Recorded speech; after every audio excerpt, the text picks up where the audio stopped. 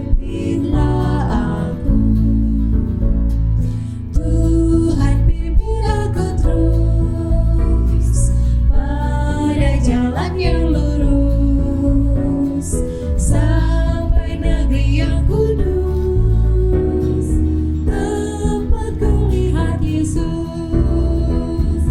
Pimpin, pimpin, Tuhan pimpinlah aku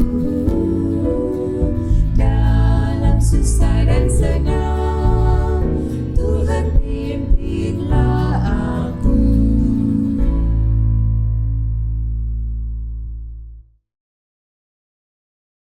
Shalom. Mari kita berdoa. Kami bersyukur ya Tuhan di Sabat ini, di dalam penyembahan kami kepadamu, kami akan mendengarkan nasihat-nasihat yang baik, nasihat rumah tangga, bahkan setiap firman Tuhan yang kami akan renungkan pada saat ini.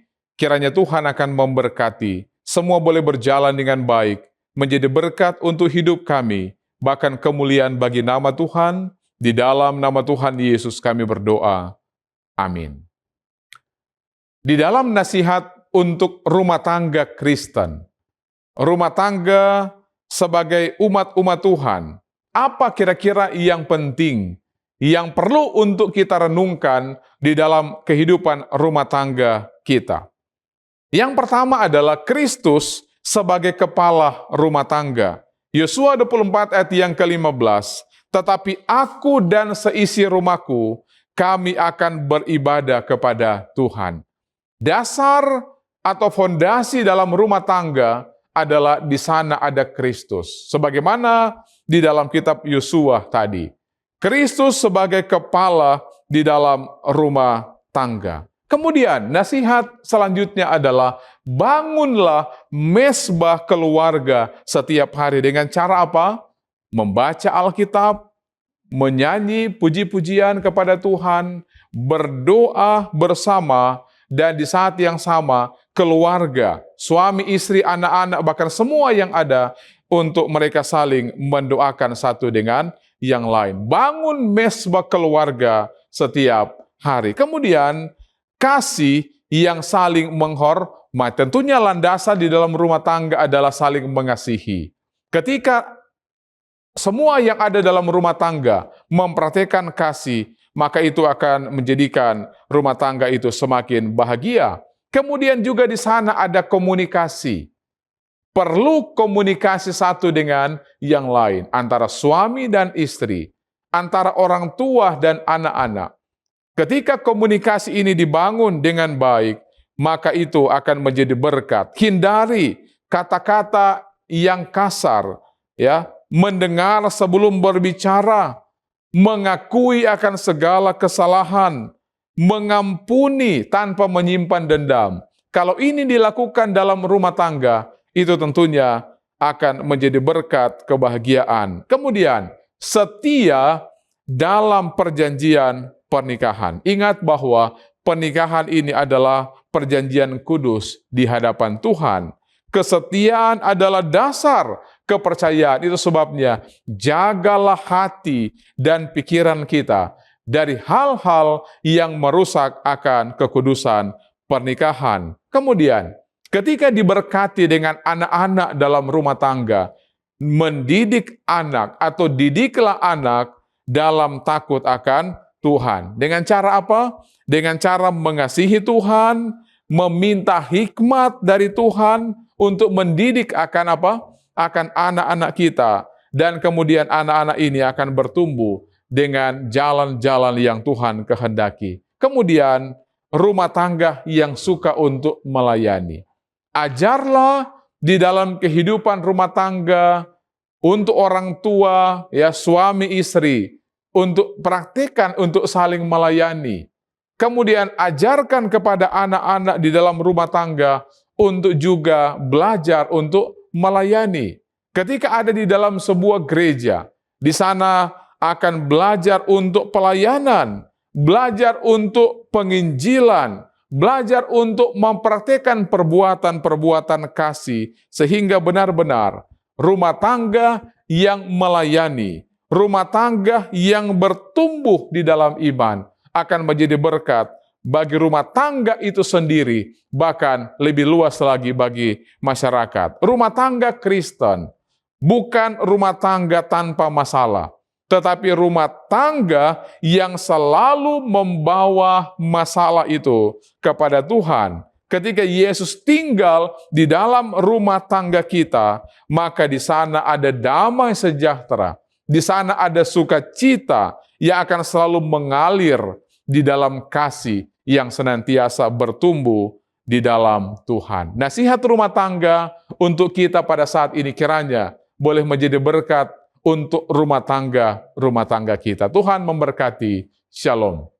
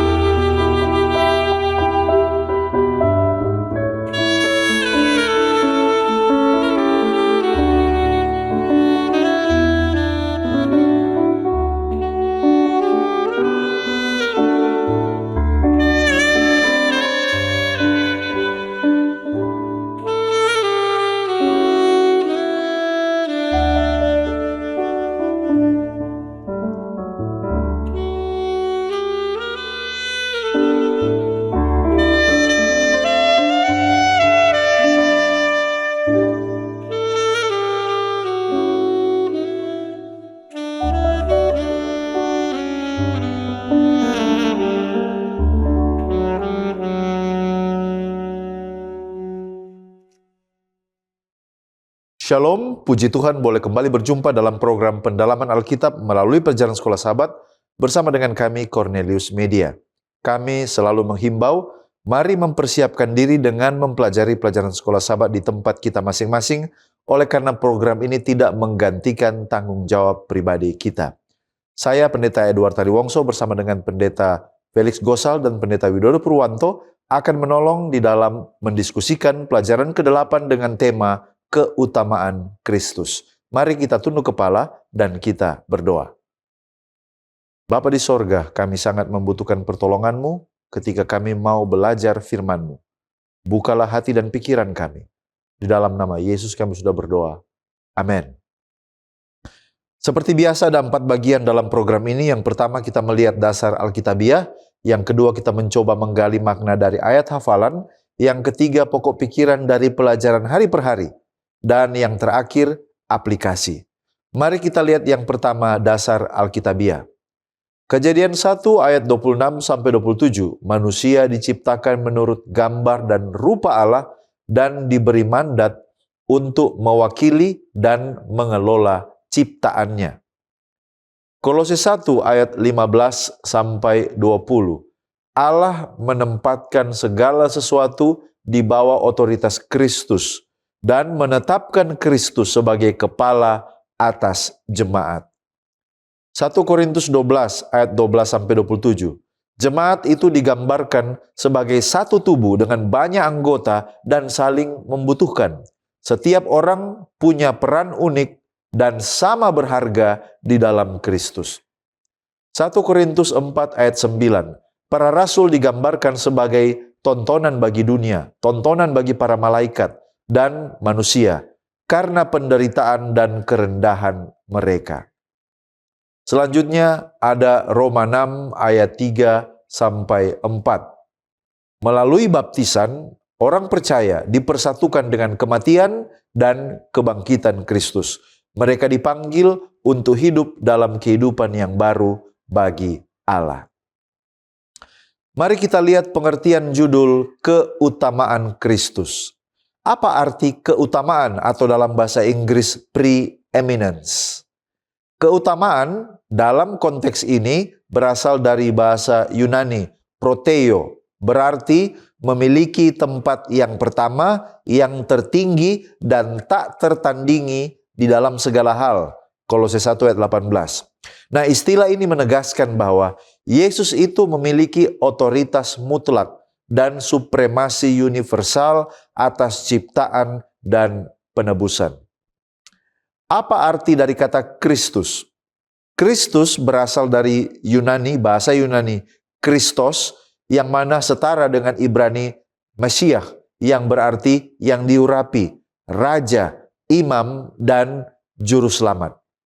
Jadi Yesus adalah penggenapan janji Allah dan satu-satunya pengantara antara Allah dan manusia. Mengapa dia, Yesus, harus menjadi yang utama? Jawabannya adalah karena segala sesuatu diciptakan oleh Dia, melalui Dia, dan untuk Dia. Kolose 1 ayat 16-17. Melalui kebangkitannya, Yesus menang atas maut, lalu Dia menjadi Tuhan atas segala sesuatu. Kolose 1 ayat 18 dan Wahyu 1 ayat 5. Apakah Yesus Kristus itu adalah yang utama dari semua makhluk ciptaan? Jawabannya adalah ya, tetapi bukan sebagai makhluk ciptaan, melainkan sebagai pencipta dan penguasa atas ciptaan. Kalau ditemukan ada istilah yang sulung, contohnya di Kolose 1 ayat 15, itu tidak berarti bahwa dia diciptakan, tetapi artinya dia memiliki otoritas dan kedudukan yang tertinggi. Apa akibatnya bagi doktrin keselamatan jika Kristus itu hanyalah makhluk ciptaan? Jika Kristus hanyalah ciptaan, maka Ia tidak dapat menebus seluruh umat manusia. Karena hanya Allah yang mampu menyelamatkan secara sempurna. Jadi keselamatan itu akan kehilangan dasar ilahinya dan salib itu tidak lagi memiliki kuasa penebusan yang universal menurut Kolose 1 ayat 19-20.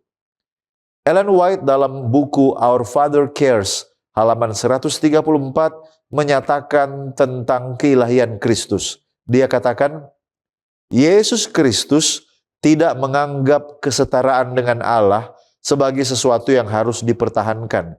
Karena hanya keilahianlah yang dapat efektif dalam pemulihan manusia dari luka beracun sang ular. Allah sendiri dalam anaknya yang tunggal mengambil sifat manusia, dan dalam kelemahan sifat manusia, ia mempertahankan sifat Allah, membenarkan hukumnya yang kudus dalam segala hal, dan menerima hukuman murka dan kematian bagi anak-anak manusia. Bagaimana menghidupkan keutamaan Kristus dalam hidup kita sehari-hari? Jadi sebagai orang Kristen, kita menghidupi keutamaan Kristus dengan beberapa cara. Yang pertama, apabila kita menjadikan Kristus sebagai pusat keputusan hidup kita, bukan diri kita sendiri. Yang kedua, apabila kita hidup taat dan kita memantulkan karakter Kristus, Roma 6 ayat 3-4. Yang ketiga, apabila kita melayani sebagai bagian dari tubuh Yesus Kristus, 1 Korintus 12 ayat 12-27. Dan yang terakhir, apabila kita hidup damai dan hidup dalam pengharapan akan kebangkitan sesuai dengan Kolose 1 ayat 18. Dengan melakukan hal-hal ini, maka kita membuktikan bahwa kita adalah warga kerajaan sorga dan kita mengutamakan Kristus di atas segala-galanya. Kita tiba pada ayat hafalan Kolose 1 ayat 15-17. Di sana dikatakan, ia adalah gambar Allah yang tidak kelihatan, yang sulung, lebih utama dari segala yang diciptakan. Karena di dalam Dialah telah diciptakan segala sesuatu yang ada di surga dan yang ada di bumi, yang kelihatan dan yang tidak kelihatan, baik singgasana maupun kerajaan, baik pemerintah maupun penguasa, segala sesuatu diciptakan oleh Dia dan untuk Dia. Ia ada terlebih dahulu dari segala sesuatu dan segala sesuatu ada di dalam Dia. Nah, mari pertama-tama kita lihat apa latar belakang dan konteks ayat ini. Nah, saudara, paling sedikit ada 3 hal yang perlu kita ketahui. Yang pertama, Paulus menulis surat ini kepada jemaat di Kolose, karena jemaat di Kolose, yaitu kota kecil di Asia Kecil ini, terancam oleh ajaran palsu yang mengajarkan bahwa untuk mencapai kepenuhan rohani, orang perlu melakukan 3 hal. Yang pertama, mengikuti filsafat manusia yang rumit. Yang kedua, yaitu mereka menyembah malaikat sebagai perantara kepada Allah yang terlalu suci. Kemudian yang ketiga, memegang hukum Taurat secara legalistik. Dan ajaran ini merendahkan kedudukan Kristus sebagai satu-satunya perantara dan pencipta segala sesuatu. Kemudian yang kedua, di dalam Kolose pasal 2 ayat 18, di sana Paulus secara eksplisit memperingatkan jemaat agar jangan menyembah malaikat. Mengapa? Oleh karena ajaran ini adalah ajaran sesat. Dan ajaran ini menganggap bahwa malaikat ini adalah makhluk yang rohani atau makhluk suci yang perlu dihormati sebagai penghubung kepada Allah. Dan di sini Paulus sementara menjawab dengan tegas jika Kristus adalah pencipta, termaksud juga menciptakan para malaikat ini. Jadi Yesus bukanlah ciptaan yang setara dengan malaikat-malaikat ini. Dan hal yang ketiga adalah kita bisa lihat di dalam konteks ayat 15 sampai ayat 20. Di sana ini merupakan nyanyian pujian atau himnal. Ini adalah him tentang keunggulan Kristus. Dan bagian ini kemungkinan besar adalah nyanyian pujian gereja mula-mula yang dikutip oleh Paulus. Oleh karena kita dapat melihat struktur puitis yang padat yang menunjukkan bahwa jemaat ini sudah mengetahui atau mengenal pengajaran tentang keilahian Kristus sejak awal. Dan di sini Paulus menggunakan nyanyian ini sebagai senjata teologis untuk mengingatkan jemaat pada kebenaran yang sudah ada, yang sudah mereka terima pertama kali pada saat mereka percaya. Sehubungan dengan ini, Seventh Day Adventist Bible Commentary jilid 7 halaman 184 mengatakan, para guru palsu di Kolose mengajarkan keberadaan malaikat yang tersusun dalam berbagai tingkatan yang berada di antara Allah dan dunia, yang bertindak sebagai perantara bagi manusia, membawa keselamatan bagi mereka dan layak disembah. Pada saat yang sama, para guru ini bersikeras pada upacara-upacara yang sangat legalistik, mengikuti pola Yahudi dan menekankan sunat, pantangan dalam hal makanan dan minuman, dan perayaan hari raya. Paulus menulis surat kepada jemaat Kolose sebagai bentuk perlawanan terhadap ajaran-ajaran tersebut.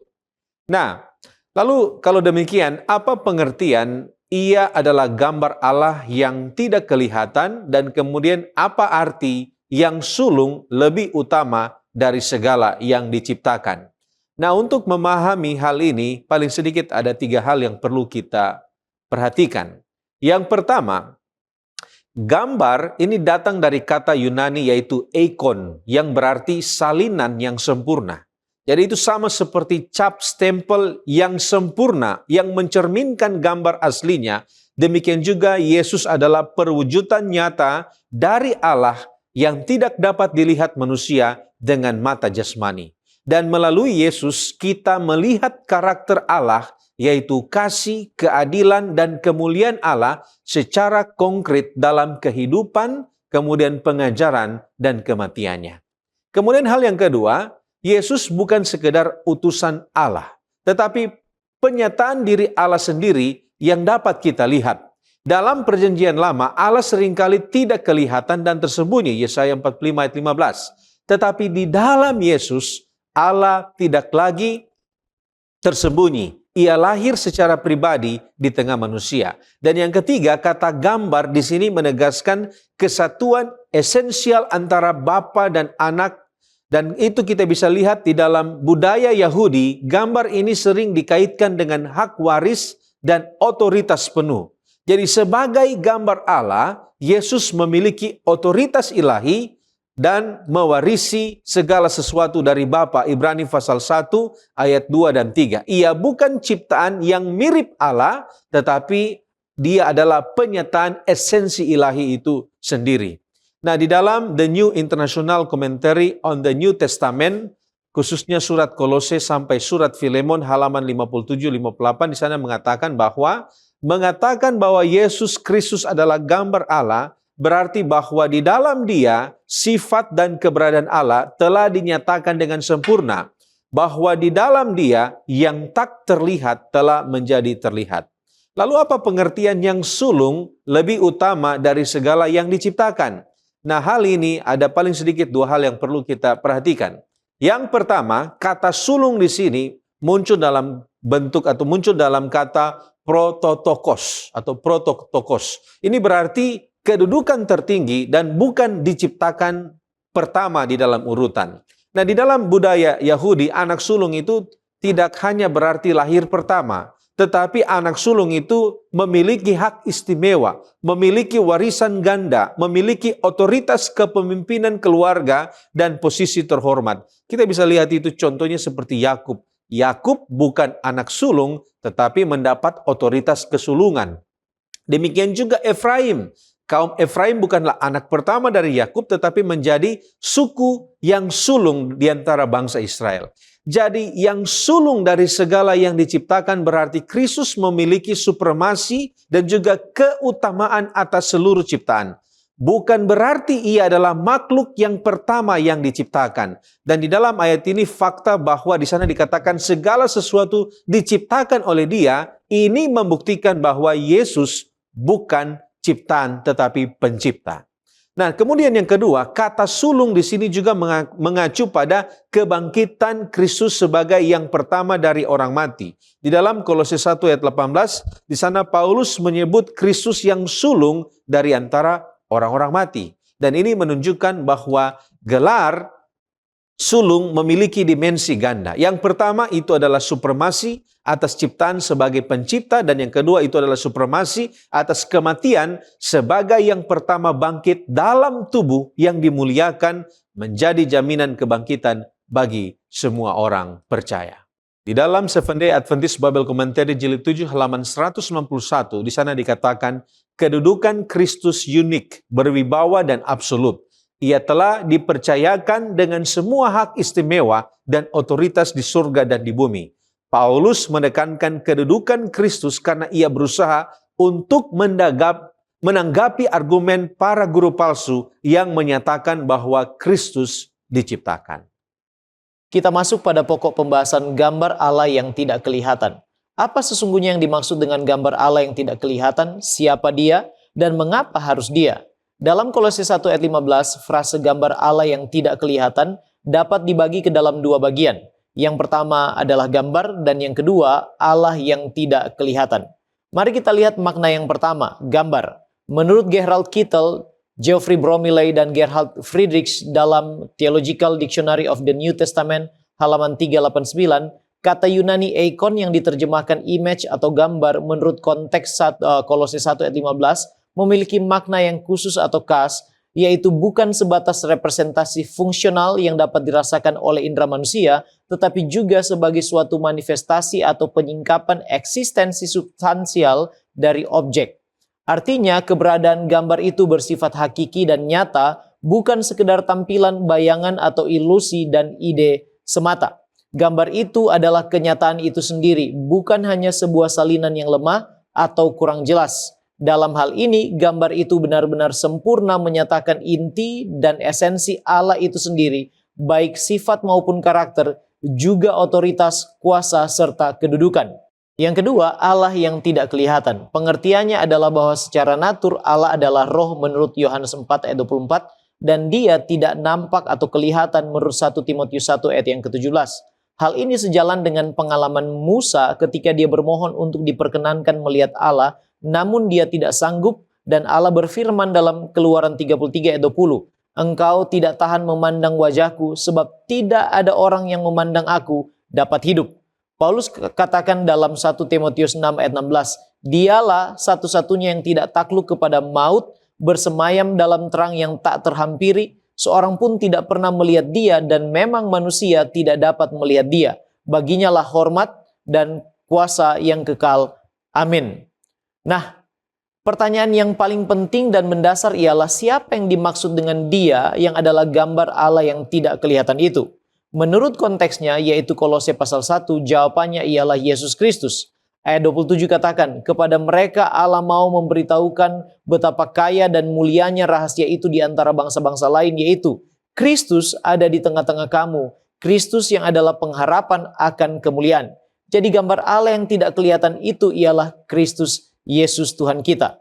Alfa Omega jilid 5 halaman 13 katakan bahwa terang dari pengetahuan tentang kemuliaan Allah nampak pada wajah Kristus. Sejak kekekalan Tuhan Yesus Kristus satu dengan Bapa. Ialah gambar Allah, peta kebesaran dan keagungannya, cahaya kemuliaannya. Nah, mengapa Yesus dan apa tujuan Yesus menjadi gambar Allah yang tidak kelihatan? Sebab Yesus katakan dalam Yohanes 10 ayat 30, "Aku dan Bapa adalah satu." Kemudian Yohanes 1 ayat 18, "Tidak seorang pun yang pernah melihat Allah, tetapi anak tunggal Allah yang ada di pangkuan Bapa, dialah yang menyatakannya." Inilah mengapa harus Yesus. Ibrani 1 ayat 3 lebih jelas lagi menjelaskan, "Ia adalah cahaya kemuliaan Allah dan gambar wujud Allah, dan menopang segala yang ada dengan firman-Nya yang penuh kekuasaan. Dan setelah ia selesai mengadakan penyucian dosa, ia duduk di sebelah kanan yang maha besar di tempat yang tinggi." Intinya adalah bahwa hanya Yesus yang sanggup, layak, dan sempurna menjadi gambar Allah yang tidak kelihatan itu, yang menyatakan sifat, karakter, dan otoritas Allah dengan sempurna. Sekarang tujuannya. Yang pertama, untuk menyatakan siapa Bapa atau Allah itu dalam sifat dan karakter serta kehendak, otoritas juga kemuliaan.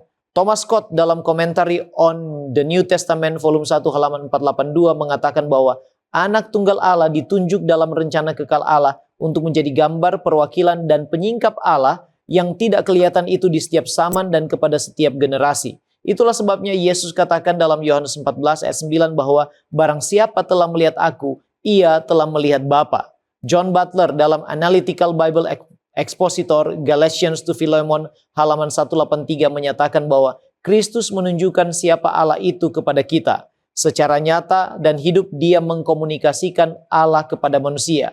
Ketika kita melihat atau mendengar Kristus, kita juga sedang melihat dan mendengar Allah. Nah, yang kedua, tujuan yang kedua ialah untuk melaksanakan misi dan rencana keselamatan Allah. Kolose 1 ayat 20, "Dan oleh dialah ia memperdamaikan segala sesuatu dengan dirinya, baik yang ada di bumi maupun yang ada di sorga, sesudah ia mengadakan pendamaian oleh darah salib Kristus." Alfa Omega jilid 1 halaman 13-16 menyimpulkan bahwa Yesus datang ke dunia ini untuk menyatakan kasih Allah yang tiada batasannya itu melalui terang dari Golgota. Pekerjaan ini dapat dilakukan hanya oleh satu pribadi di semesta alam ini. Hanya Dia yang mengetahui tinggi serta dalamnya kasih Allah, itulah yang dapat menunjukkannya. Dalam malam gelap gulita dunia ini, matahari kebenaran itu harus terbit dengan kesembuhan pada sayapnya. Yang ketiga, tujuan yang ketiga ialah untuk menekankan dan menegaskan identitas keilahian Kristus, otoritas, serta kesetaraannya dengan Allah sebagaimana dijabarkan dalam Kolose 1 ayat 15 sampai 23. Sekarang bagaimana jalan Yesus menyatakan diri sebagai gambar Allah yang tidak kelihatan itu? Yang pertama, melalui inkarnasi. Yohanes 1 ayat 14, firman itu telah menjadi manusia dan diam di antara kita, dan kita telah melihat kemuliaannya, yaitu kemuliaan yang diberikan kepadanya sebagai anak tunggal Bapa, penuh kasih karunia dan kebenaran. Yang kedua, melalui kehidupan yang taat dan pengorbanannya. Yesus menurut Filipi 2 ayat 7 dan 8 telah mengosongkan dirinya sendiri dan mengambil rupa sebagai seorang hamba dan menjadi sama dengan manusia. Dan dalam keadaan sebagai manusia, ia telah merendahkan dirinya dan taat sampai mati, bahkan sampai mati di kayu salib. Nah, apa perbedaan Yesus yang merupakan gambar Allah yang tidak kelihatan dengan manusia yang diciptakan menurut gambar Allah? Apakah dalam hal ini Yesus juga berarti adalah ciptaan? Manusia, saudaraku, diciptakan menurut gambar dan rupa Allah. Dalam Kejadian 1 ayat 26-27, menurut Patriarchs and Prophets halaman 45, dimengerti bahwa manusia diciptakan untuk memancarkan gambar Allah baik dalam penampilan luar maupun karakternya, namun sifatnya hanya terbatas. Dan masuknya dosa telah menghancurkan keserupaan ilahi itu dengan manusia. Sementara Yesus sebagai gambar Allah yang tidak kelihatan bukan karena dia adalah ciptaan, justru dia digambarkan di sana sebagai pencipta. Kolose 1 ayat 19, karena seluruh kepenuhan Allah berkenan diam di dalam dia, di dalam Yesus. John Butler dalam Analytical Bible Expositor Galatians to Philemon halaman 183 katakan bahwa seluruh kepenuhan berarti semua atribut dan karakter Allah sempurna di dalam dia. Yesus Kristus memang adalah Allah dan dia setara dengan Bapa. Dalam buku That I May Know Him halaman 11 dan juga dalam buku Jesus Name Above All Names halaman 358 menyatakan bahwa Kristus satu dengan Bapa dalam sifat, karakter, tujuan, kuasa, dan juga otoritas. Selanjutnya kita melihat tema yang sulung dari segala yang diciptakan. Di dalam Alkitab ketika kata anak sulung muncul, apa artinya? Nah, istilah anak sulung tidak selalu menunjuk kepada urutan kelahiran, tetapi ini bisa berarti tiga hal. Yang pertama, kedudukan istimewa. Yang kedua adalah hak keutamaan. Dan yang ketiga adalah relasi khusus dengan Bapa. Ada beberapa contoh. Daud, Mazmur 89 ayat 27 disebut anak sulung. Israel, Keluaran 4 ayat 22 disebut anak sulung. Lalu kemudian Ishak, Yakub, dan juga Yusuf. Menurut Kolose 1 ayat 15-17, apa saja pernyataan Paulus tentang identitas keilahian Yesus? Paulus menyatakan dalam 2 ayat ini bahwa Yesus itu adalah gambar Allah yang tidak kelihatan. Yesus itu adalah yang sulung, lebih utama dari segala sesuatu yang diciptakan. Bahwa segala sesuatu diciptakan oleh Dia dan untuk Yesus. Lalu kemudian ia lebih dahulu ada dari segala sesuatu dan segala sesuatu itu ada di dalam Dia. Mengapa yang sulung dalam Kolose 1 ayat 15 tidak berarti bahwa Yesus itu adalah makhluk ciptaan? Nah, hal ini benar oleh karena Yesus itu disebut sebagai pencipta segala sesuatu, bukan ciptaan. Yang kedua, oleh karena segala sesuatu diciptakan oleh Dia dan untuk Dia. Lalu kemudian, Ia itu telah lebih dahulu ada sebelum segala ciptaan. Jadi secara teologis, Yesus bukan bagian dari ciptaan, melainkan sumber dan tujuan dari penciptaan itu sendiri. Apa makna teologis dari kata segala sesuatu ada di dalam Dia? Di Kolose 1 ayat 17. Nah, di sini ada kata Yunani yang digunakan yaitu kata sinistemi yang berarti menyatukan, menegakkan atau memelihara. Jadi, Yesus bukan hanya pencipta, tetapi juga Dia adalah pemelihara kosmos, alam semesta, terus ada karena kehadiran aktif dari Yesus Kristus. Mengapa Paulus menegaskan bahwa Yesus itu ada lebih dahulu dari segala sesuatu? Hal ini untuk menegaskan bahwa Yesus itu bersifat kekal, bahwa ia tidak diciptakan, bahwa ia memiliki keutamaan ontologis dan keutamaan secara waktu atau temporal. Dengan demikian, Kristus sepenuhnya adalah Allah sejati.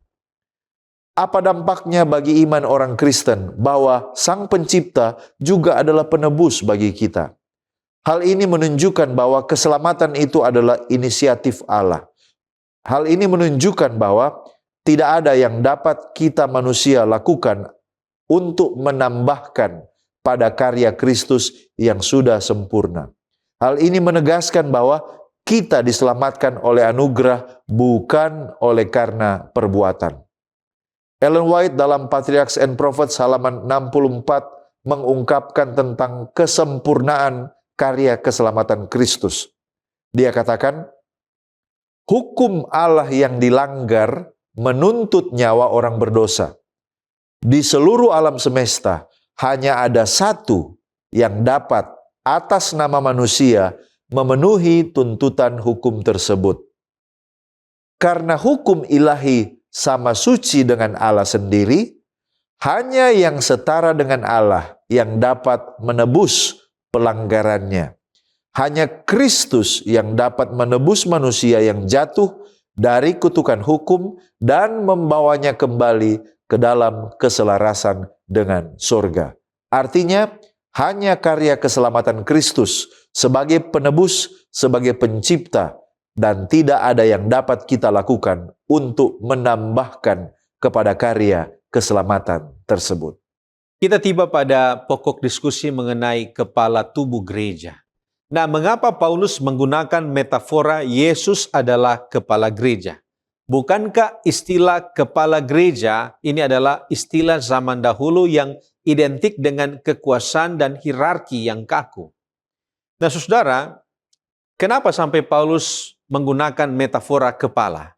Kita dapat lihat ini dalam 3 pengertian. Yang pertama, kepala di dalam budaya Alkitab itu lebih menekankan sumber kehidupan daripada penguasa otoriter.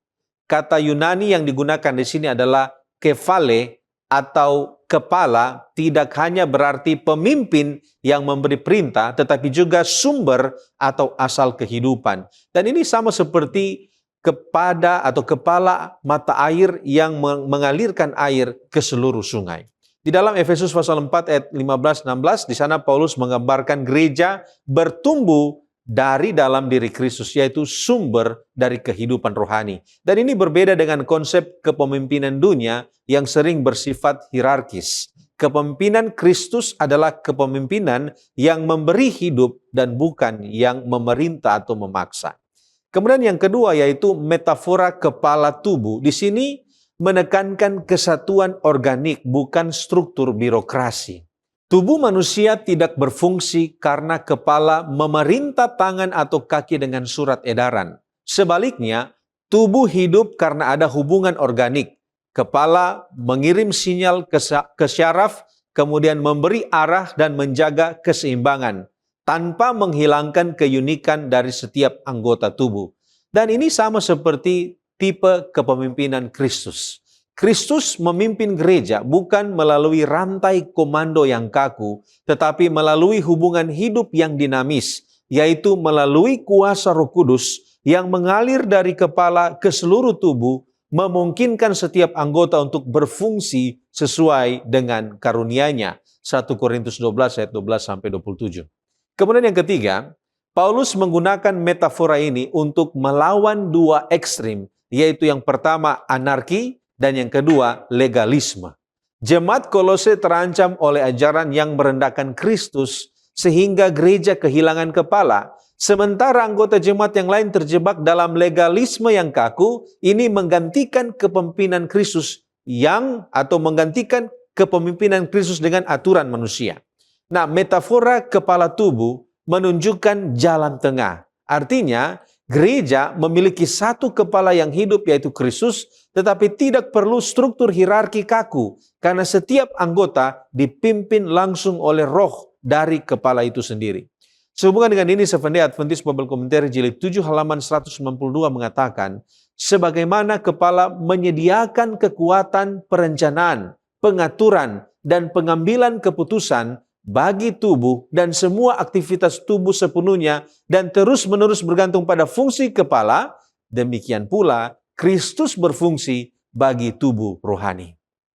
Mungkin kita bertanya, jika Kristus adalah kepala yang memimpin dan memelihara gereja, lalu apa peran pemimpin gereja? Apakah mereka adalah kepala yang lain atau mereka adalah anggota tubuh? Nah, saudara, kita bisa melihat ini dalam 3 pengertian. Yang pertama, pemimpin gereja adalah anggota tubuh yang memiliki fungsi khusus dan mereka bukan kepala yang kedua. Di dalam 1 Korintus 12 ayat 28, Paulus menyebut rasul, nabi, kemudian di sana ada pengajar sebagai karunia untuk gereja, bukan sebagai pengganti Kristus, tetapi sebagai bagian dari tubuh yang dipimpin oleh satu kepala. Oleh karena itu, pendeta, penatua, atau diaken adalah sama mungkin seperti tangan, mata. Mereka ini adalah bagian-bagian tubuh penting. Mereka ini melayani, mereka ini mengerahkan dan melindungi, tetapi mereka tidak menggantikan fungsi kepala. Mereka adalah wakil Kristus yang taat, bukan pengganti Kristus yang berkuasa mutlak. Kemudian yang kedua, peran pemimpin adalah membawa tubuh mendengar suara kepala, bukan berbicara atas nama kepala. Tugas utama pemimpin rohani adalah membantu jemaat mengenal suara Kristus melalui firman, melalui doa dan persekutuan, bukan membuat keputusan atas nama Kristus tanpa dasar Alkitabiah.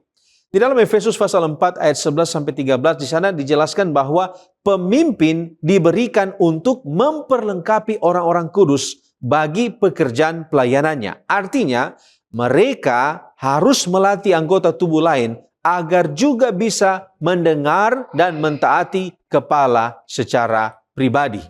Kemudian hal yang ketiga, struktur gereja Advent menolak hierarki kaku karena kita menghormati Kristus sebagai satu-satunya kepala. Gereja Masih Advent hari ke-7 sengaja tidak memiliki kepala gereja atau pemimpin tertinggi yang tak terbantahkan karena hanya Kristus yang berhak atas otoritas mutlak itu. General Conference, kemudian conference daerah, bahkan sampai ke jemaat lokal, kita semua bekerja sama di dalam satu model yaitu sistem perwakilan yang merujuk pada firman Allah sebagai suara kepala atas seluruh umat. Dan ini bukan kelemahan, tetapi ini adalah tanda kesetiaan pada prinsip bahwa tidak ada manusia yang boleh menduduki takhta Kristus. Di dalam The Letters to Philemon and Colossians and the Ephesians, halaman 248 di sana dikatakan, Paulus tidak pernah memberikan gelar kepala kepada pemimpin manusia dalam gereja. Semua pemimpin adalah pelayanan atau diakonoi yang bertugas menghubungkan tubuh dengan kepala yang sejati, yaitu Kristus. Nah, mungkin kita bertanya, jika Yesus benar-benar kepala, mengapa ada gereja yang kacau, terpecah belah, dan penuh skandal? Nah, saudara, ada 3 hal yang perlu kita pahami. Yang pertama, kerusakan dalam gereja berasal dari anggota tubuh yang tidak taat kepada kepala, bukan karena kepala yang tidak berfungsi. Tubuh manusia bisa sakit atau lumpuh karena terputus dari sumber yaitu kepala.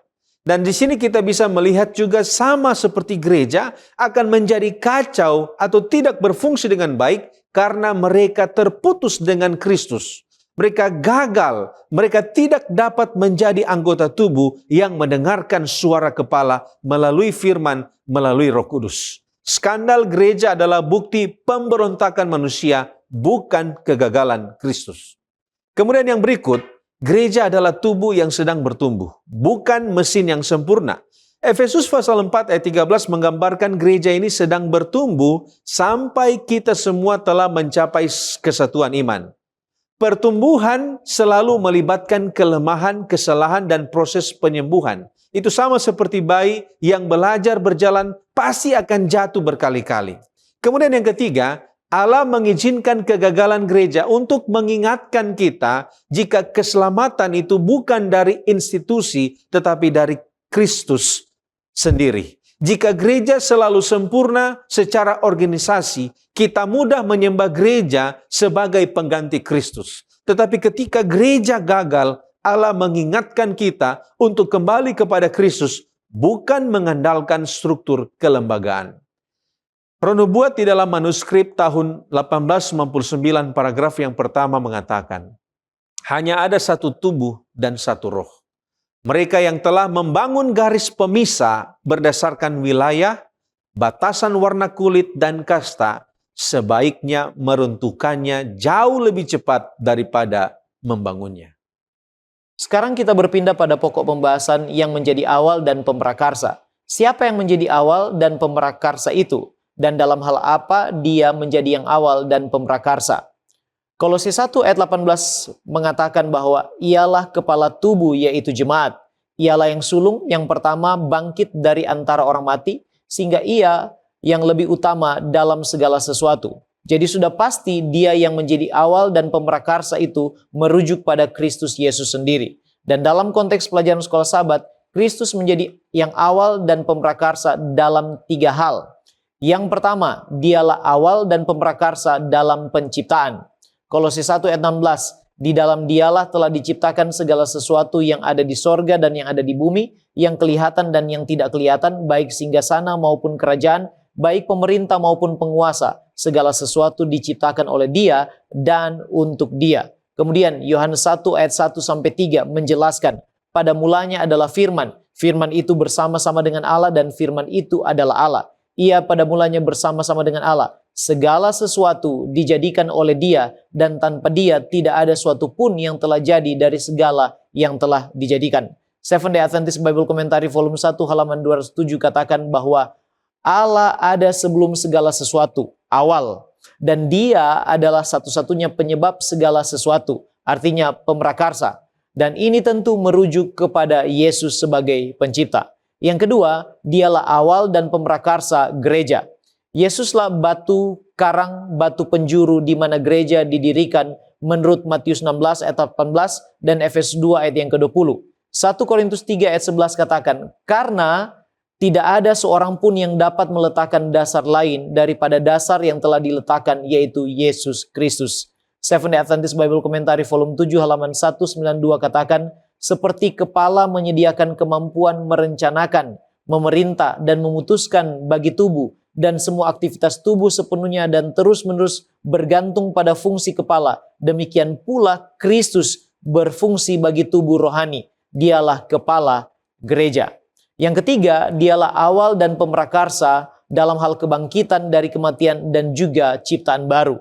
1 Korintus 15 ayat 20-22. Tetapi yang benar ialah bahwa Kristus telah dibangkitkan dari antara orang mati sebagai yang sulung dari orang-orang yang telah meninggal. Sebab sama seperti maut datang karena satu orang manusia, demikian juga kebangkitan orang mati datang karena satu orang manusia. Karena sama seperti semua orang mati dalam persekutuan dengan Adam, demikian pula semua orang akan dihidupkan kembali dalam persekutuan dengan Kristus. Seventh-day Adventist Bible Commentary volume 7 halaman 192 kembali mengatakan bahwa memang Musa dan Lazaruslah yang dibangkitkan secara kronologis sebelum Kristus bangkit dari kubur.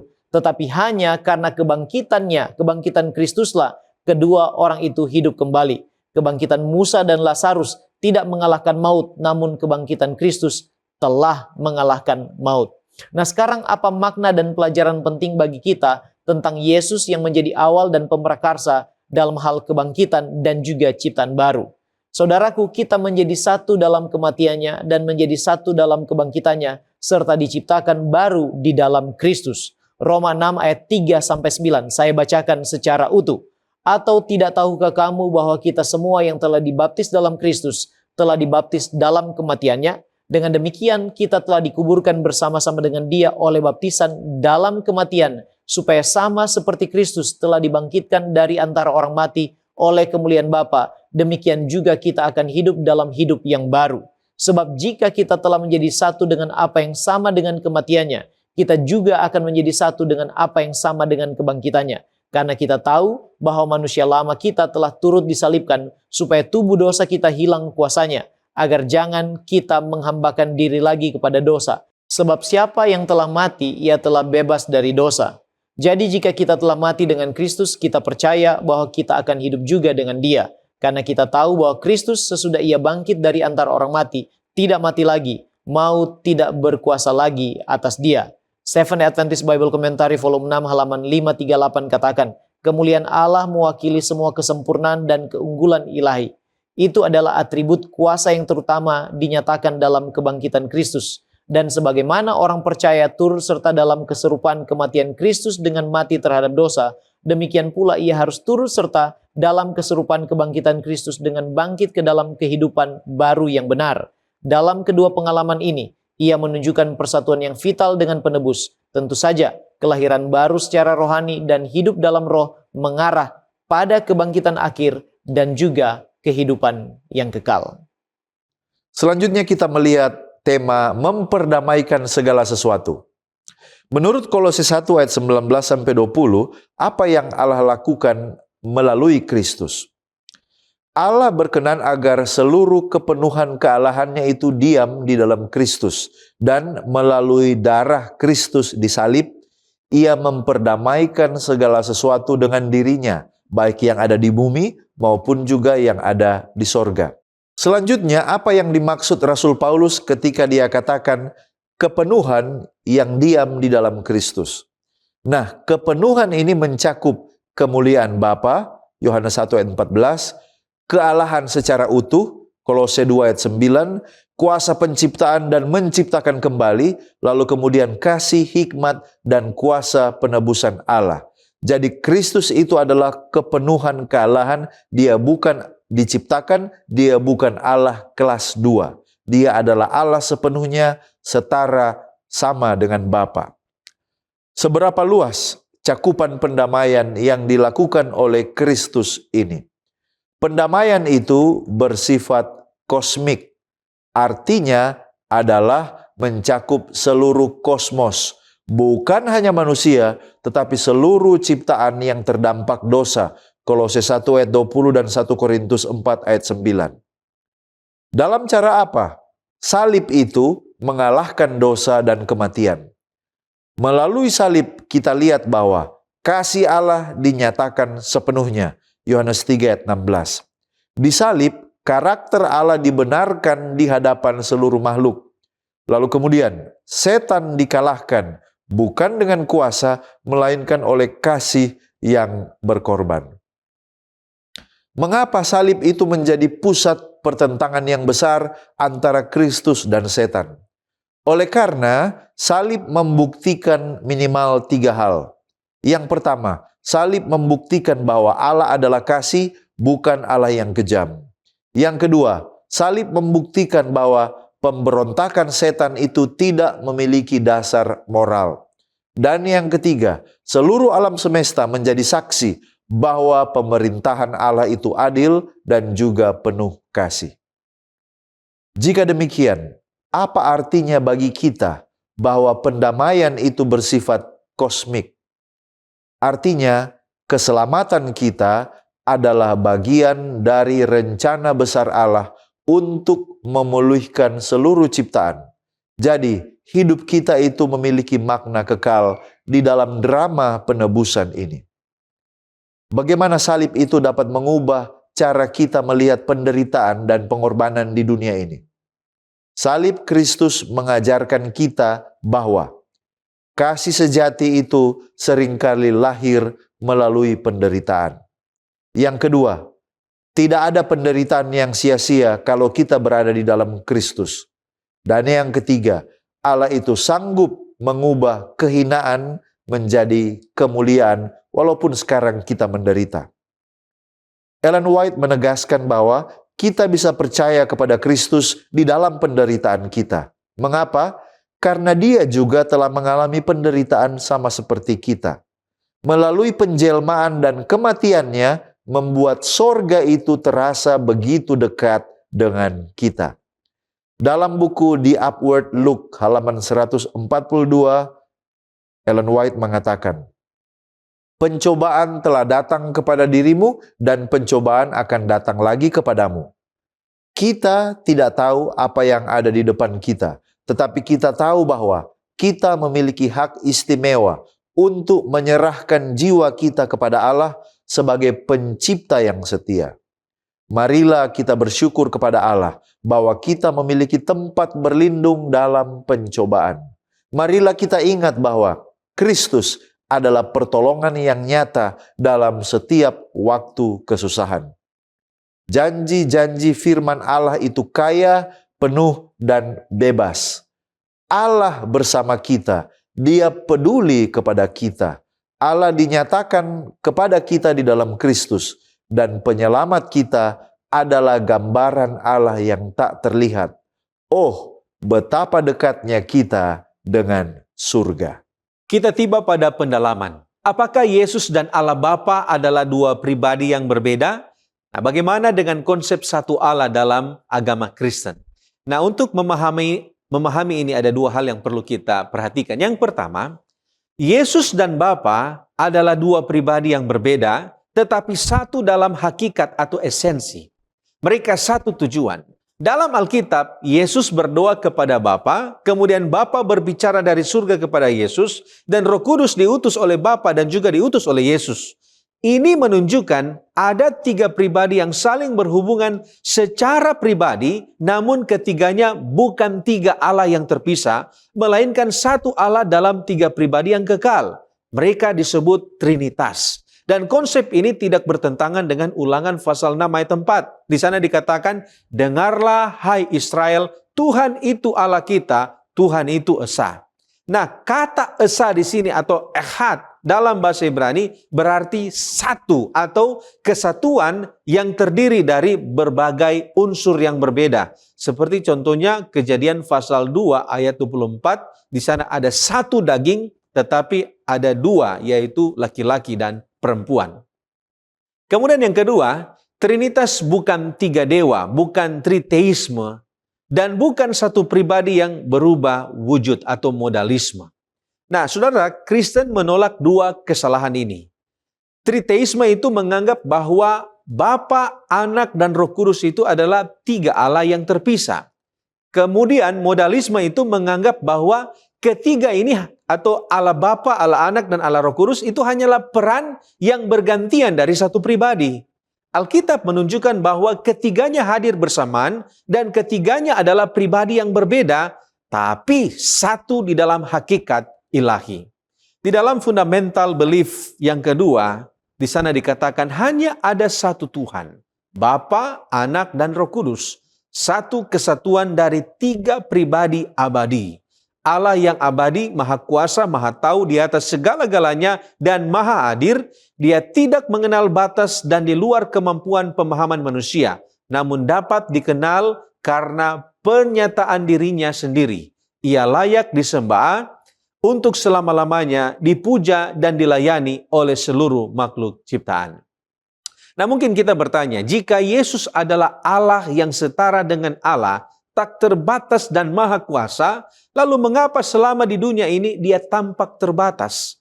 Mengapa dia merasakan lapar, kelelahan, bahkan mati di kayu salib? Apakah Allah bisa mati? Nah, saudara, untuk memahami hal ini ada tiga hal yang perlu kita ketahui. Yang pertama, Filipi 2 ayat 6-7 di sana berkata, yang walaupun dalam rupa Allah, tidak menganggap kesetaraan dengan Allah itu sebagai milik yang harus dipertahankan, melainkan telah mengosongkan dirinya sendiri. Saudara, kata mengosongkan di sini atau kenosis bukan berarti Yesus itu melepaskan kealahannya, tetapi secara sukarela membatasi penggunaan atribut ilahinya dan mengambil sifat manusia yang utuh dengan segala keterbatasannya, yaitu lapar, lelah, bahkan bisa mati. Dan di sini ia tetap Allah. Yesus tetap Allah, tetap hidup sepenuhnya juga sebagai manusia sejati. Kemudian yang kedua, Allah tidak mati dalam sifat ilahinya karena Allah tidak mati. Tetapi Allah dalam diri anak yang menjadi manusia mengalami kematian.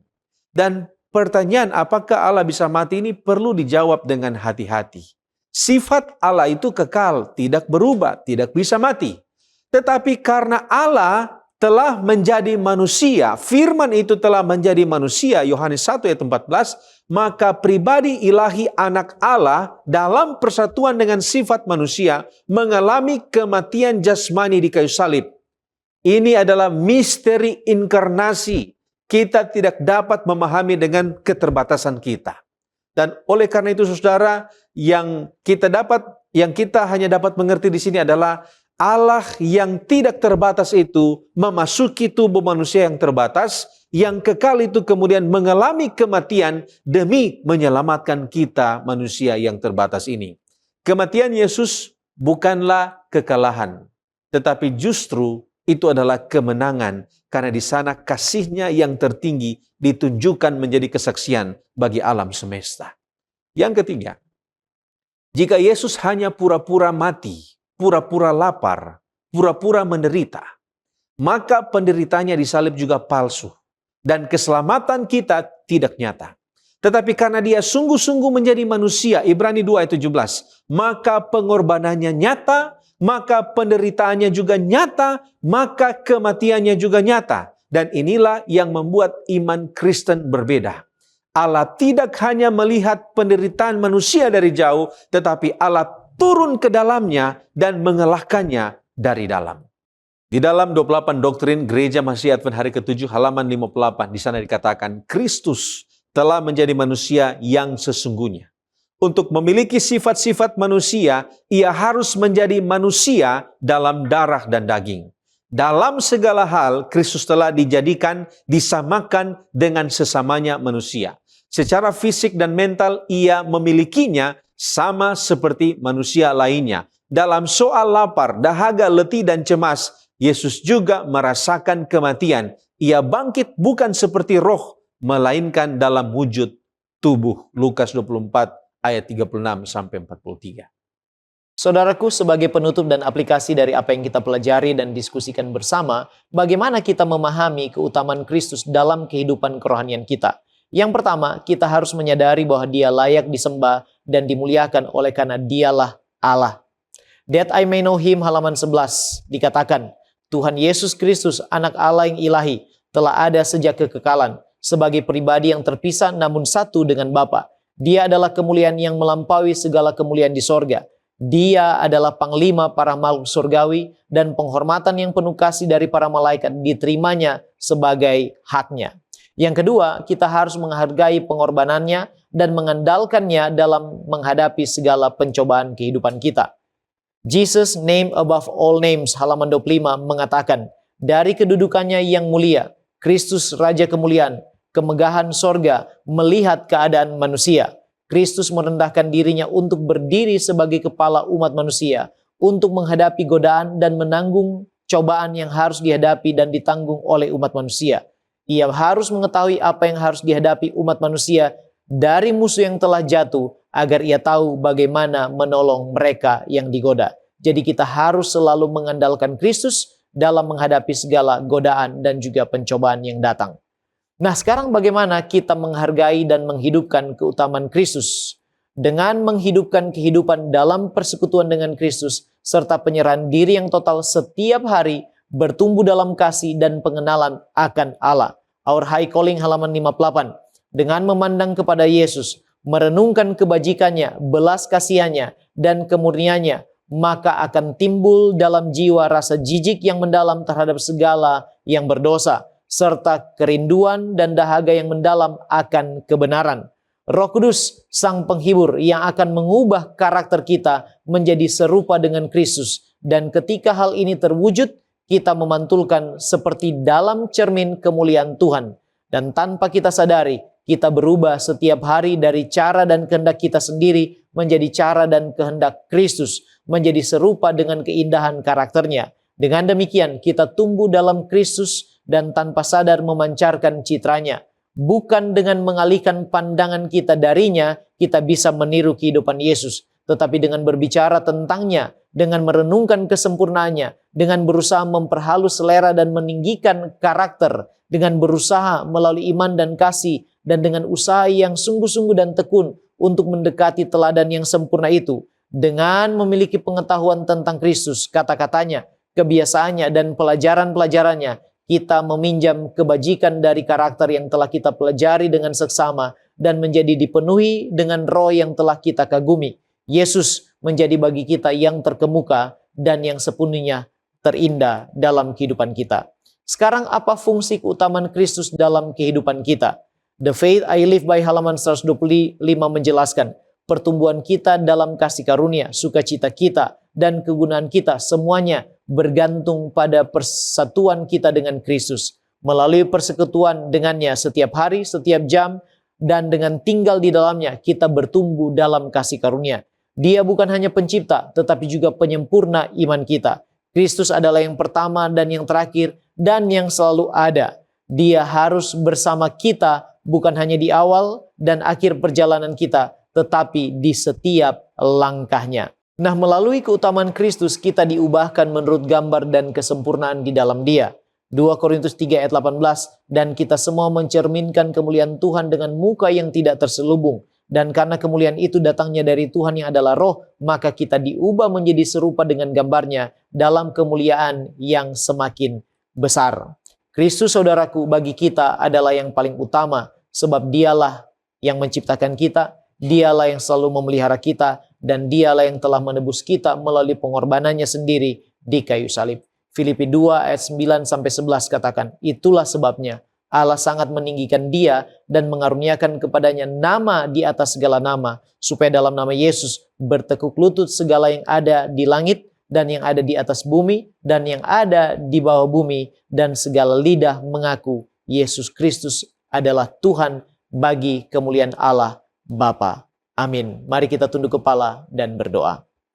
Bapa kekal Allah kami yang bertahta di sorga, terpujilah namamu dulu, sekarang, sampai selama-lamanya. Engkaulah Allah pencipta kami, penebus kami yang telah menebus kami dari kehidupan lama kami, dan telah membawa kami kepada kehidupan dalam terang yang penuh keajaiban. Tuhan, terima kasih Engkau telah menuntun kami belajar mendalami firman-Mu. Kiranya Roh Kudus-Mu terangi pikiran kami untuk terus mengerti sepenuhnya kehendak-Mu, dan menolong kami sanggup mengaplikasikan pelajaran yang telah kami pelajari ini dalam kehidupan kami. Tuhan, tolong kami menghargai dan menghidupkan keutamaan Kristus di dalam kehidupan ini. Biarlah kami boleh bertumbuh hari lepas hari, mencapai kesempurnaan di dalam Engkau, dan kami boleh siap mewarisi kehidupan kekal di dalam kerajaan sorga yang Tuhan telah siapkan. Berkati kami semua Tuhan, serta ampuni kami dari dosa kami. Dalam nama Yesus Kristus, kami sudah berdoa, haleluya. Amin.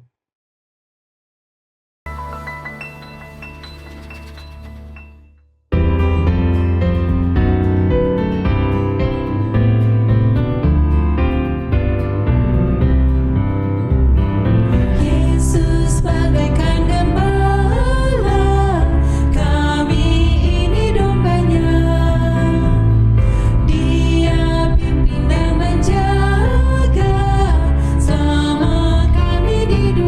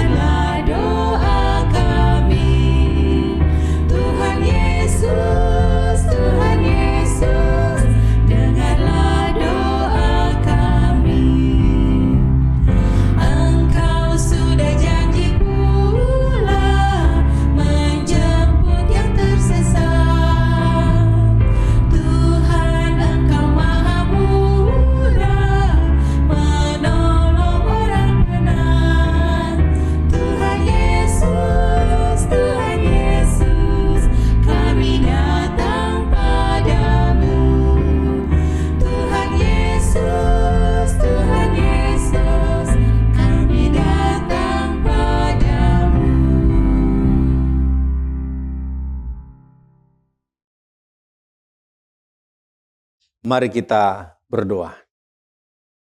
Bapa kami yang bersemayam di dalam kerajaan surga, kami datang pada hari Sabat yang diberkati ini.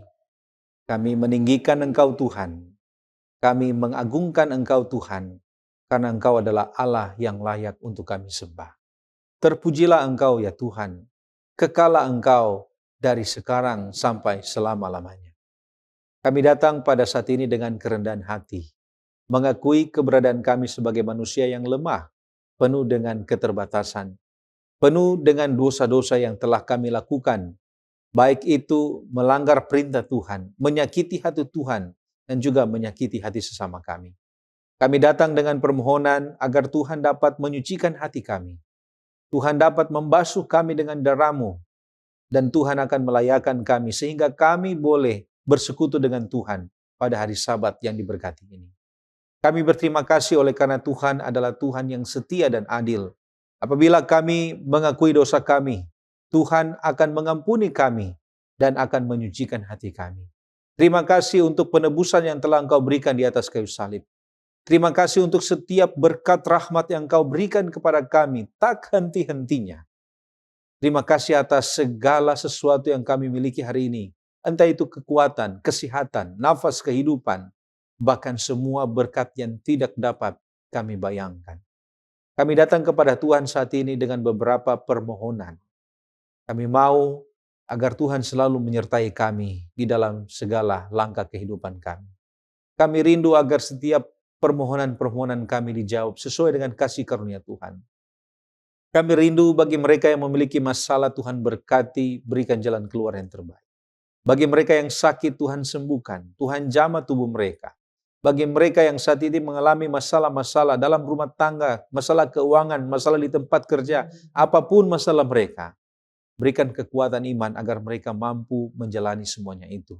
Berikan jalan keluar, berikan kemenangan atas setiap pencobaan. Bagi mereka yang sementara berduka, Tuhan kuatkan iman mereka, berikan penghiburan. Dan biarlah Tuhan, kami berharap pada saat sebentar kami akan mendengarkan firman-Mu, hati kami akan dikuatkan. Iman kami disegarkan. Kami menyadari dosa-dosa kami karena kami ditegur oleh firman. Dan lebih daripada itu, firman ini akan membawa kami untuk lebih mengasihi Tuhan dan sesama kami. Kami berdoa Tuhan, kiranya firman yang akan disampaikan oleh hamba Tuhan yang telah dipersiapkan, Tuhan bantu dengan hikmat surga, urapan Roh Kudus. Apa yang disampaikan benar-benar dapat kami pahami dan dapat kami praktekkan itu dalam kehidupan kami sehari-hari. Berkati kami Tuhan. Kiranya ibadah kami pada hari Sabat ini akan membawa kami di dalam satu persekutuan yang indah dengan Tuhan. Sehingga hati kami dipenuhi dengan sukacita, damai sejahtera yang berlimpah-limpah dan meluap-luap. Terima kasih Tuhan untuk setiap jawaban doa yang Tuhan berikan. Dan Tuhan, biarlah Tuhan kami boleh selalu setia kepada Engkau. Ketika Engkau datang pada kali yang kedua, kami semua boleh diselamatkan masuk dalam kerajaan surga. Inilah doa dan permohonan kami Bapa. Ampuni kami orang berdosa, karena kami sudah berdoa di dalam nama Yesus, yang adalah Tuhan dan Juru Selamat kami. Amin.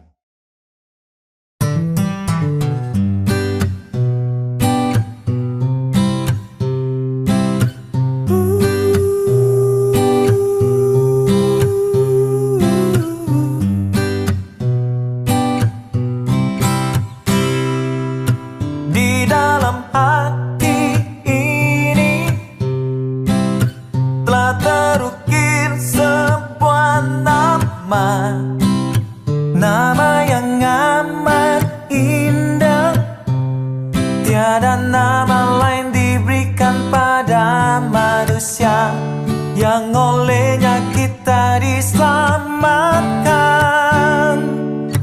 Nama yang sungguh ajaib bagiku, nama yang selalu ku puji, ku muliakan. Dialah Raja atas segala raja, yang awal dan yang akhir.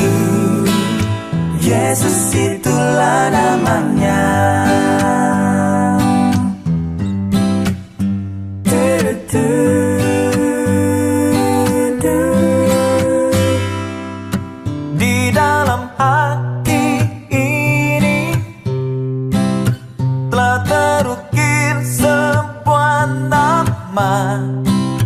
nama yang amat indah. Tiada nama lain diberikan pada manusia yang olehnya kita diselamatkan. Nama yang sungguh ajaib bagiku, nama yang selalu ku puji ku muliakan. Dialah Raja atas segala raja, yang awal dan yang akhir. Yesus itulah namanya. Pujilah Dia, hai segala bangsa di bumi.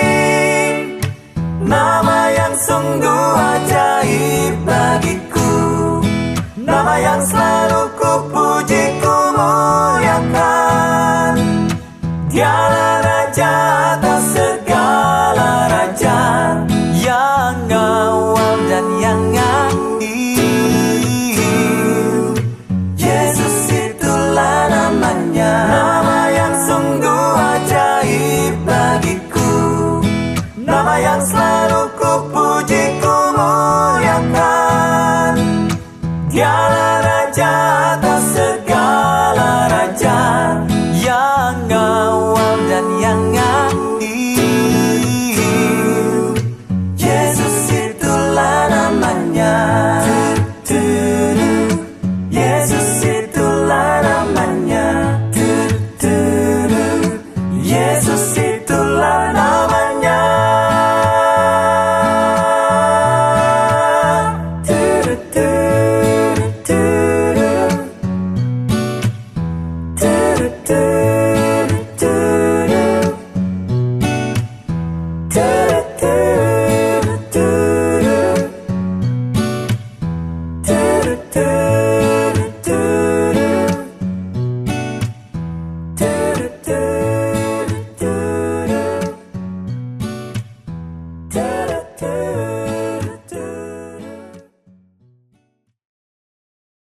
Selamat hari Sabat. Saat ini kita akan belajar firman Tuhan. Dan sebelum kita mempelajari firman Tuhan, mari kita satu di dalam doa. Bapa kekal yang ada di sorga, ketika kami akan belajar firman-Mu, kami membutuhkan kuasa Roh Kudus akan menuntun hati dan pikiran kami. Sehingga lewat firman-Mu, kami boleh memahami dengan benar. Dan Roh Kudus akan memampukan kami untuk kami alami dalam kehidupan kami. Di dalam nama Yesus kami berdoa. Amin. Baik, saat ini kita akan mempelajari satu topik yang sangat menarik. Topik adalah doa yang menembus sorga. Saudara-saudara, seorang penulis rohani mengatakan di dalam satu buku Kerinduan Segala Zaman, mengatakan bahwa doa adalah membuka hati kepada Allah sebagai kepada seorang sahabat. Doa itu perlu bukan karena supaya Allah mengetahui apa kita sebenarnya, melainkan untuk menyanggupkan kita menerima Dia. Dan doa bukanlah membawa Allah turun kepada kita, melainkan membawa kita kepadanya. Saudara-saudara, ini adalah satu pengalaman yang sangat menarik yang harus kita contohi, adalah pengalaman dari Yesus Kristus. Dalam buku yang sama, penulis rohani mengatakan bahwa ketika Yesus masih berada di atas dunia ini, diajarnya murid-muridnya bagaimana cara berdoa. Disuruhnya murid-murid itu mengajukan keperluan mereka sehari-hari ke hadapan Allah dan menyerahkan segala keluh kesah mereka kepadanya. Diberikannya jaminan kepada mereka bahwa permohonan-permohonan mereka akan didengar. Demikian pula jaminan yang diberikan kepada saya dan saudara-saudara. Nah, bagaimana kita melihat pengalaman Yesus ketika berada di atas dunia ini. Waktu Yesus berdoa. Ada beberapa ayat mengatakan di dalam kitab Perjanjian Baru, dalam kitab Markus pasal 1 ayat yang ke-35. Di sana jelas mengatakan bahwa pagi-pagi benar, waktu hari masih gelap, ia bangun dan pergi keluar. Ia pergi ke tempat yang sunyi dan di sana Yesus berdoa. Dalam kitab Lukas pasal 5 ayat 16, apa yang dikatakan dalam ayat ini? Akan tetapi ia mengundurkan diri ke tempat-tempat yang sunyi dan berdoa. Dalam kitab Lukas juga pasal 6 ayat 12, di sana dikatakan bahwa pada waktu itu pergilah Yesus ke bukit untuk berdoa dan semalam-malaman ia berdoa kepada Allah. Saudara-saudara, ini adalah teladan atau contoh yang sangat luar biasa ketika Yesus berada di atas dunia ini. Di mana Yesus setiap pagi berada di bukit, berpindah-pindah. Untuk apa saudara-saudara? Untuk menyerahkan hidupnya lewat doa. Nah, pada saat ini kita akan melihat apa kegunaan dan fungsi doa itu di dalam kehidupan kita. Yang pertama adalah doa adalah sangat penting, sama halnya dengan makanan sehari-hari. Yang kedua adalah doa adalah nyawa dari jiwa. Nah, doa adalah sebuah kebutuhan mendasar karena ia adalah nyawa dari jiwa. Doa keluarga, doa umum adalah sangat penting, tetapi adalah persekutuan pribadi dengan Tuhan yang mempertahankan nyawa dari jiwa. Yang ketiga, kalau kita melihat Yesus dalam ayat ini mengatakan, dalam penjelasan ini mengatakan, di mana Yesus mendesak kita untuk berdoa. Seorang penulis rohani mengatakan bahwa Yesus mendesak manusia untuk berdoa, untuk pertobatan, pengakuan dosa, dan meninggalkan dosa. Bagaimana saudara-saudara? Poin yang keempat. Dalam poin yang keempat di sini kita melihat adalah pertumbuhan rohani bergantung pada doa. Jika kita lebih banyak berdoa, lebih melatih iman kita, dan kurang bergantung pada diri kita sendiri, kita akan jauh lebih maju dalam pertumbuhan kerohanian daripada sekarang ini. Jadi pertumbuhan rohani ini, saudara-saudara, sangat bergantung pada doa kita kepada Tuhan.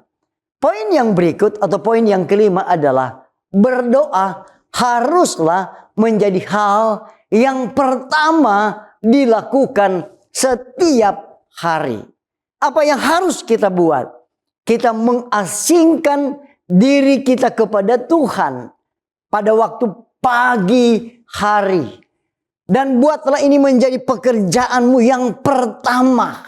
Biarlah doamu berbunyi, ambillah aku ya Tuhan menjadi milikmu sepenuhnya. Aku menyerahkan semua rencanaku hari ini ketika saya akan memulaikan semua aktivitas di sepanjang hari. Kemudian poin yang keenam dikatakan bahwa berdoa paling diperlukan pada saat kita merasa tidak perlu untuk berdoa. Nah, menarik saudara poin ini. Jadi berdoa itu adalah diperlukan pada saat kita merasa tidak perlu untuk berdoa. Jadi ketika kita merasa paling tidak perlu untuk berdoa kepada Tuhan, inilah saatnya kita paling perlu untuk berdoa. Dengan melakukannya, kita akan menghancurkan jerat-jerat iblis. Awan kegelapan akan lenyap dan kita akan merasakan keindahan kehadiran Yesus Kristus. Poin yang ketujuh adalah kegelapan rohani akan meliputi orang yang melalaikan doa. Jadi ketika kita tidak berdoa, maka hal-hal kegelapan rohani itu akan tidak kita miliki, atau keduniawian itu akan menghimpit kehidupan kita. Kegelapan yang berasal dari si jahat akan menudungi orang-orang yang lalai berdoa. Bisik-bisik penggodaan musuh akan membujuk saya dan saudara-saudara sehingga pada akhirnya kita berbuat dosa. Yang kedelapan, doa itu adalah ketika kita dalam poin yang ke-8 ini mengatakan setan akan menjerat orang yang lalai berdoa. Seorang penulis rohani mengatakan semua orang yang tidak sungguh-sungguh menyelidiki firman Tuhan dan menyerahkan setiap keinginan dan tujuan hidupnya kepada Tuhan, semua orang yang tidak mencari Tuhan dalam doa untuk mengetahui keinginannya, pastilah akan jatuh di bawah penipuan setan. Jadi kita melihat bagaimana setan akan menjerat kita ketika kita lalai dalam berdoa. Poin yang ke-9 adalah kemenangan akan diperoleh melalui doa sehari-hari. Melalui doa sehari-hari, ketika kita datang kepada Tuhan, mereka akan memiliki hikmat dan karunia dari Tuhan untuk menanggung pergumulan hidup yang buruk dan muncul sebagai pemenang. Ketaatan dan ketentraman pikiran hanya dapat dipertahankan oleh kewaspadaan ketika kita berdoa. Yang ke-10 adalah kita harus menggunakan lebih banyak untuk berdoa. Seorang penulis rohani mengatakan bahwa biarlah lebih banyak waktu yang digunakan untuk berdoa dan menyelidiki akan Alkitab. Jadi biarlah semua orang memperoleh kenyataan sesungguhnya dari iman dalam jiwa mereka melalui kepercayaan yang akan ditanamkan oleh Roh Kudus kepada mereka karena mereka merasakan kelaparan dan kehausan akan kebenaran. Saudara-saudara, kita harus menggunakan waktu yang banyak di dalam berdoa. Poin yang ke-11 adalah berdoalah seolah-olah kamu belum pernah berdoa sebelumnya. Bagaimana saudara-saudara agar kita tidak dapat diperdaya oleh perkara dunia atau rayuan setan, agar kita tidak menyerah kepada kelalaian, kecerobohan, roh yang sia-sia, dan hadir ke tugas-tugas rohani untuk mendiamkan hati nuranimu saja. Senantiasa berdoa, senantiasalah berdoa, dan kamu bersedia untuk kedatangan Yesus. Jadi saudara-saudara, dalam poin ini sangat menarik, di mana bagaimana ketika kita berdoa seolah-olah kita belum pernah berdoa sebelumnya, sehingga pada akhirnya doa ini menjadi kebutuhan bagi saya dan saudara-saudara. Poin yang berikut adalah poin yang ke-12. Dalam poin ini mengatakan bahwa doa dibutuhkan di dalam rumah tangga. Saudara-saudara, seorang penulis rohani dalam bukunya The Adventist Home, halaman 3:15, 3:16 mengatakan bahwa kasih sayang tidak dapat bertahan bahkan dalam lingkaran rumah tangga kecuali adanya kesesuaian kehendak dan watak kepada kehendak Tuhan. Segala panca indera dan hasrat haruslah dibawa kepada harmoni sifat-sifat Yesus Kristus. Jika ayah dan ibu dalam kasih dan takut akan Tuhan menyatukan perhatian mereka kepada Tuhan, mereka akan melihat pentingnya banyak berdoa dan dapat memantulkan pikiran yang jernih. Saudara-saudara, menarik.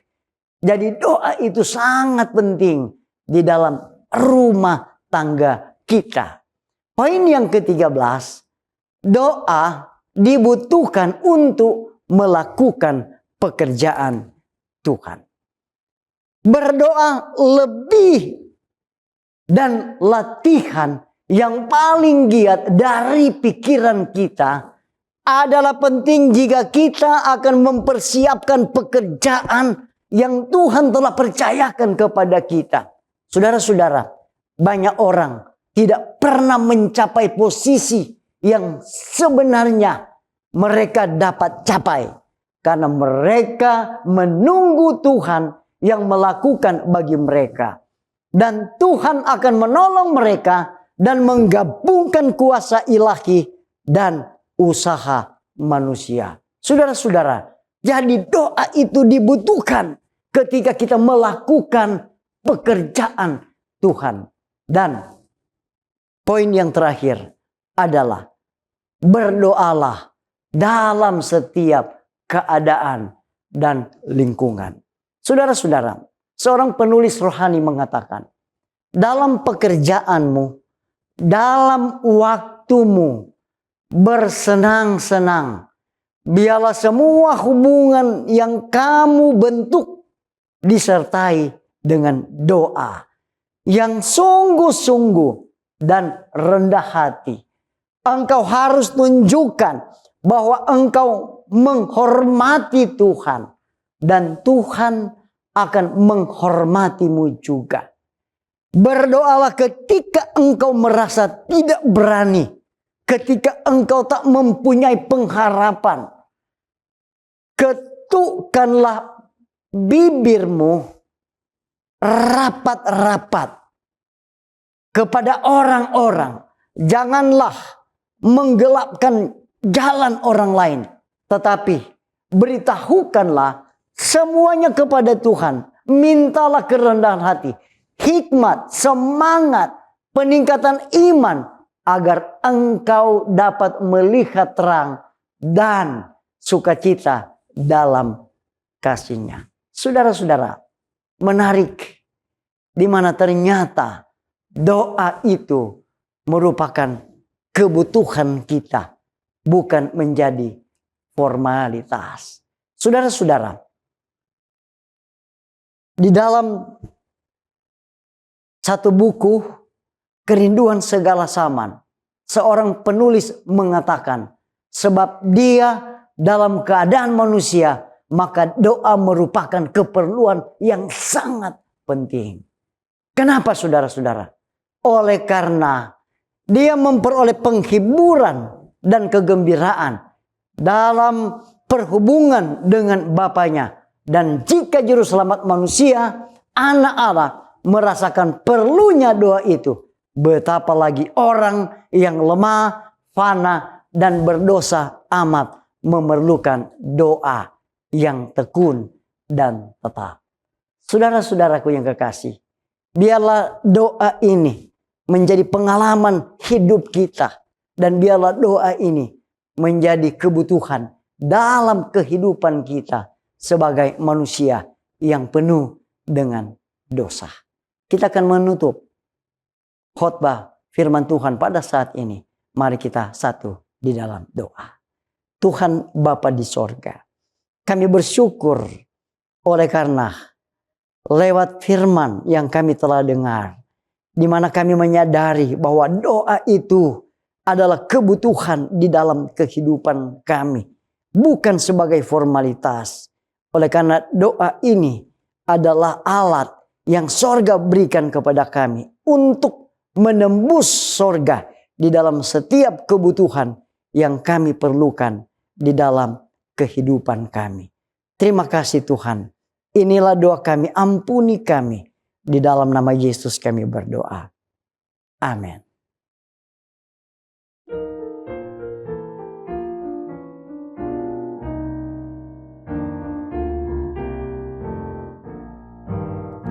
Aku suka saksikan dari hal Yesus yang menjadi sahabatku yang erat, perubahan diriku yang seutuhnya hanyalah oleh kasih juru selamat. Tiada lain pelindung seperti Yesus, tiada lain sahabat seperti Dia. Tiada lain penebus yang menghapus dosa, aku dipeliharanya. Yesus menemukan aku dalam dosa, hatiku berkeluh kesah dan suka, tapi ku diangkat oleh tangan Yesus dan dipimpinnya di jalan yang benar. Tiada lain pelindung seperti Yesus, tiada lain sahabat seperti Dia. Tiada lain penebus yang menghapus dosa, aku dipeliharanya. Tiap hari Tuhan beri janji yang baru, bertambahlah aku insaf kasih-Nya. Tapi tak ku mengerti tebusan itu, hingga telah ku lihat Yesus di surga. Tiada lain pelindung seperti Yesus, tiada lain sahabat seperti Dia. Tiada lain penebus yang menghapus dosa, aku dipeliharanya.